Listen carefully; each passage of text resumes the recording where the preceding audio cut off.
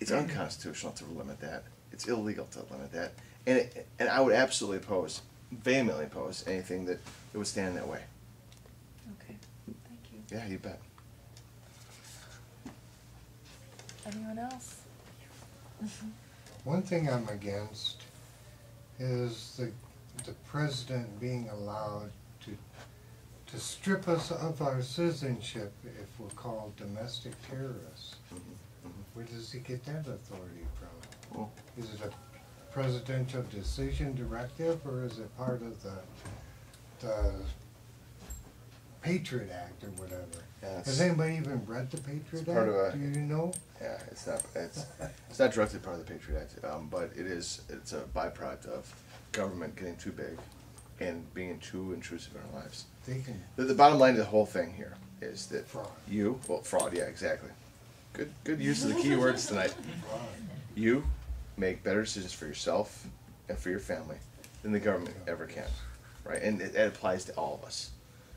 And if we are going to allow government to make decisions for us, then we get the government we deserve. Right.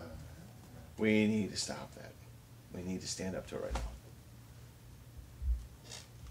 Are you talking about forming a vigilante unit? Because some are pretty big-headed. No, I'm not talking about that. I'm talking about doing what we already have the opportunity to do. I've already got my website ready and everything for once. You are also exercising your First Amendment rights. Attaboy.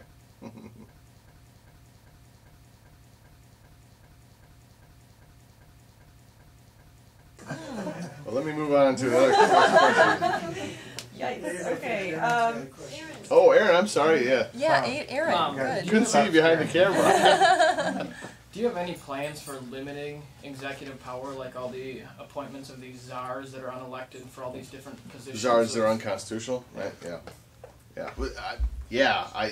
And in general, it's standing up and making it known that it's happening. But we do not accept that. Right. Yeah. When you shed light on an area of government that's being abused or fraud is taking place, then America gets upset about it. And we've seen that through the czars in particular. And my responsibility in Washington is not limited just to making laws and not just to doing what you ask me to do. It's to show you what's being done in your government that you don't want to have done, so that you can make the right decisions, and you can make the right moves when it comes to correcting the course the government's on. That's how you do it. That's the plan of action. It's making sure that you truly do know what's going on in your government at all times. Actually, the other question, which I'm very surprised, as much as I hear on the radio, has not been brought up. And that's the deal with this RTA. Well, yeah, I understand. That's completely limited here to the state, though. No, it's not just this state. There's other states that are I understand, going but through it. I understand, but it's But not. that's federal government that's going, forcing it down our throat.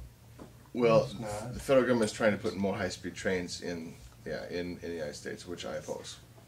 Yeah, absolutely. But that's not the RTA, though. You're talking about two totally different things. They're actually both hand in hand with one another. Well, the RTA is Regional Transit Authority, right? So it's a regional thing. It's not a federal And the entity. whole high-speed thing's a fraud.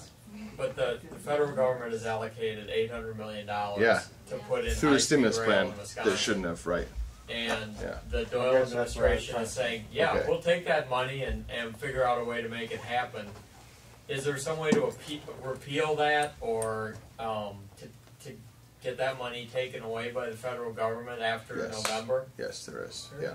Yeah, you stop funding that program. Don't At the take federal the level. train. I mean, that's what you have to do. It'll die on its own like it did in the 30s. Got rid of the trains here. What other questions are there? I would, you mentioned the Patriot Act before, Yes. and there's been quite a lot of controversy about the Patriot Act. Yes. During the Bush years, the left was screaming no, no, no, no, no, no, no Patriot Act, and the right was not paying as much attention. I think the right has sort of woken up to the potential dangers of the Patriot Act at this point. Hope they have, yeah. Yeah, and I'm wondering if you could speak to your position on the act. I do not support the Patriot Act. with one slight caveat. Right after 9/11, I thought that we had to do something very reactionary, which is not healthy, but it was necessary to understand where the threat was coming from. And a lot of the tenets of the Patriot Act were designed to do just that: gather information so we knew where the threat was coming from, so we could react appropriately to it. But we have to have, for our own personal liberties, we have to have sunset provisions on those aspects of the Patriot Act, so that once we can rule that out as a viable source of information to fight the war on terror, we get rid of that aspect of the Patriot Act, or eventually the entire Patriot Act altogether. You can make a pretty good argument that's failed us. We haven't stopped terrorist attacks in the United States. We've been fortunate that every terrorist attack that we've seen with bombs in New York City haven't gone off. So we've had failures of the detonation. So lives have not been lost there. But we've not stopped terrorism. So the whole premise behind the Patriot Act hasn't worked really well. So my belief is that I don't support the Patriot Act. What we have to do is we've got to take the data from the inputs that we have received, we do know about, and fight the war more effectively without intruding on our rights to be, our liberties as Americans. Okay, thank you. Mm-hmm. Anybody else? Boy, I'll tell you, between the heat and all the softballs you guys are playing, yeah, it's at least 10 degrees warmer up here. Holy smokes. It's pretty hot when you grill people. Yeah, or when you're being grilled, right? Yeah. Well, if that's the last question, then I would, first of all, thank Dave for his kindness in coming at the last minute, and also for being such a stand-up guy to be up there for more than 2 hours answering our quote-unquote softballs.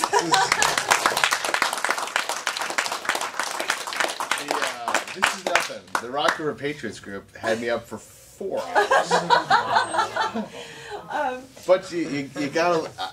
It's my responsibility to let you ask all the questions that you have, because there's no way you can make an informed decision on who to vote for, who to support, without being able to do that. And I owe that to you. So thank you for coming out here tonight and asking me these questions. I really appreciate it.